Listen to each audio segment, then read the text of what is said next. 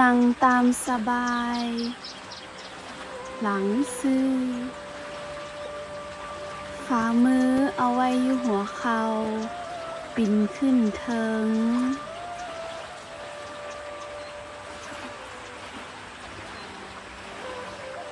หายใจเข้าเลิกๆและหายใจออกหายใจเข้าเลิกๆอีกเทื่อหนึ่งและหายใจออกผ่อนคลายทุกภาคส่วนของร่างกาย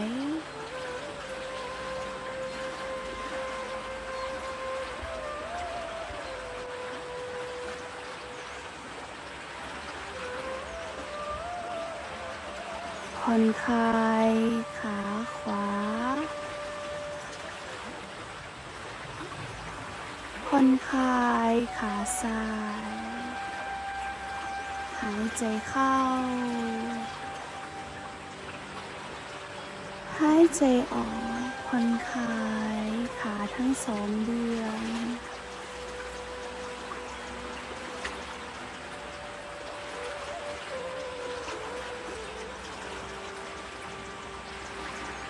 ทุกครั้งที่เราหายใจเข้า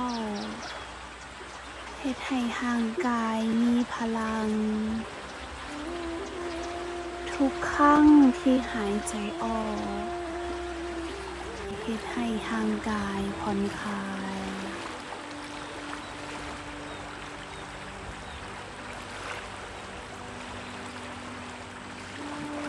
รับฟังทุกเสียงที่อยู่อ้อมข้าง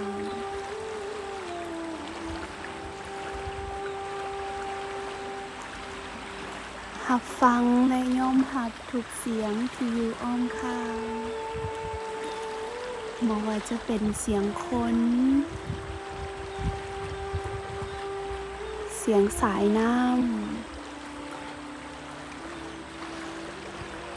ำเสียงต่างๆที่อยู่อ้อมข้าง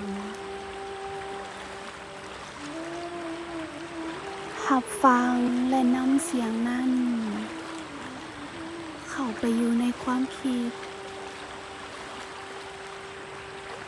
เสียงต่างๆที่อยู่อ้อมข้างเสียงเพลงเสียงดนตรีทุกเสียงที่อยู่อ้อมข้างรับฟังใส่จิตของเฮายอมรับเสียงนั้น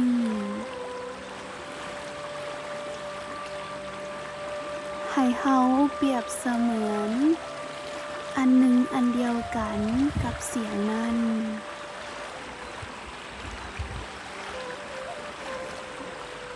รับฟังทุกเสียงที่อยู่อ้อมข้างหายใจเข้าและหายใจออกช้าๆ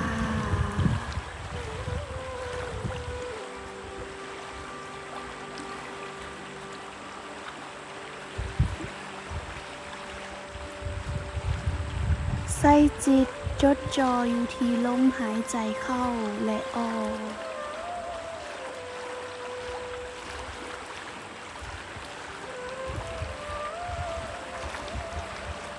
ตอนนี้เฮาผ่อนคลายตอนนี้เฮานิ่งทุกความคิดที่เข้ามาในจิตใจปล่อยให้ความคิดนั้นเข้ามาอย่าพยายามกดดันอย่าพยายามหยุดความคิดนั้นความคิดเปรียบเสมือนก้อนเมฆอยู่ในอากาศที่ล่องลอยมาและก็จะผ่านไปความคิดของเฮาก็เช่นเดียวกันบ่ว่าจะเป็นความคิดเรื่องอดีตเรื่องอนาคตความคิดที่มีความสุขความคิดดี หรือความคิดที่บ่ดี ปล่อยให้มันเข้ามา อย่าพยายามหยุดความคิด ปล่อยความคิดเข้ามา แล้วค่อยๆปล่อยมันไป อย่าพยายามยึดติดกับความคิดนั้น ปล่อยความคิดทุกอย่างผ่านไป หายใจเข้า และหายใจออก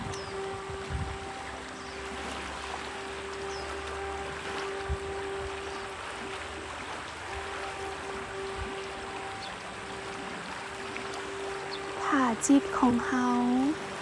คิดไปเรื่องอื่น ให้เฮาดึงจิตของเฮากลับมาอยู่ในปัจจุบัน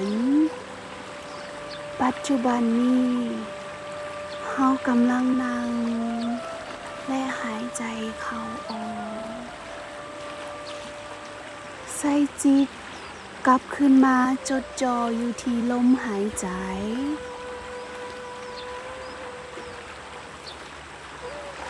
ยิ่งเฮาหายใจซ่ายิ่งเฮาหายใจเลิกเท่าใดจิตใจของเฮายิ่งสงบหลายขึ้นเท่านั้นผ่อนคลายห่างกายผ่อนคลายแขนทั้งสองข้างผ่อนคลายดวงตาหายใจเข้าลึกๆหายใจออกผ่อนคลายทุกภาคส่วนของร่างกาย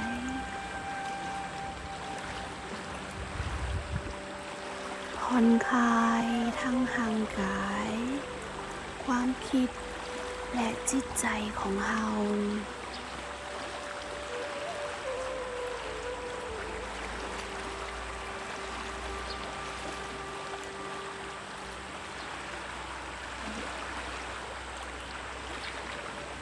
จิตใจของเรานิ่งเท่าใดเรายิ่งจะมีความสุขหลายเท่านั้น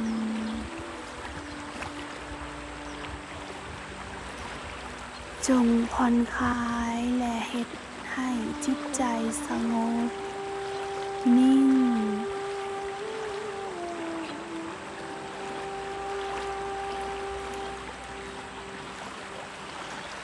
จงมีสติอยู่กับปัจจุบันผ่อนคลายลมหายใจเข้าออก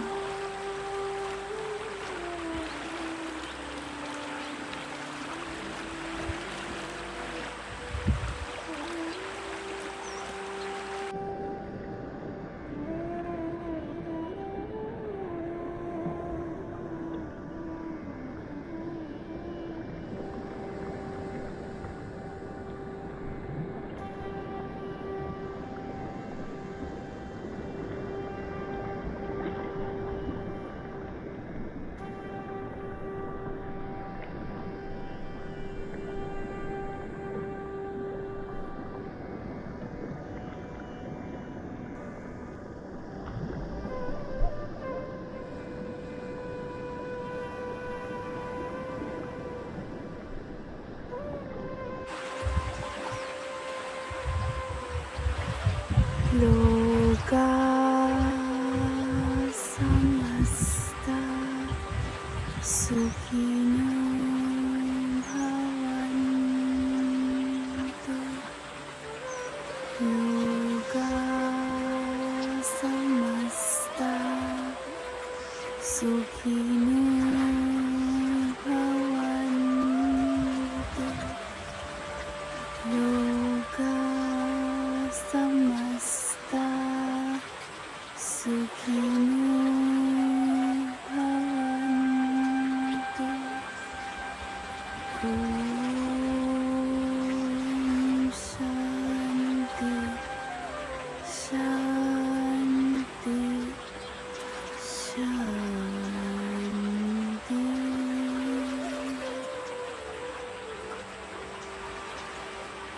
ใจเข้าลึกๆและหายใจออก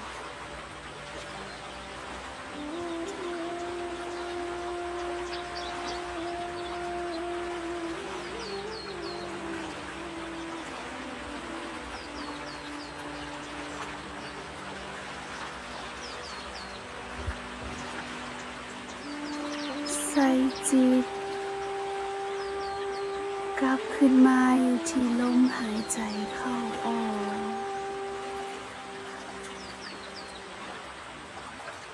รู้สึกตื่นตัวไปยังสิ่งต่างๆที่อยู่อ้อมข้างหายใจเข้าและหายใจออก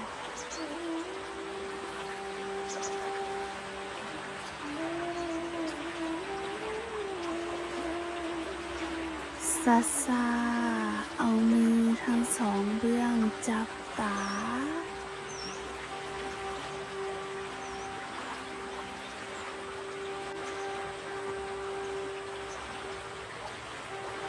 ถ้าเฮาพร้อมแล้วค่อยๆมืนตาขึ้น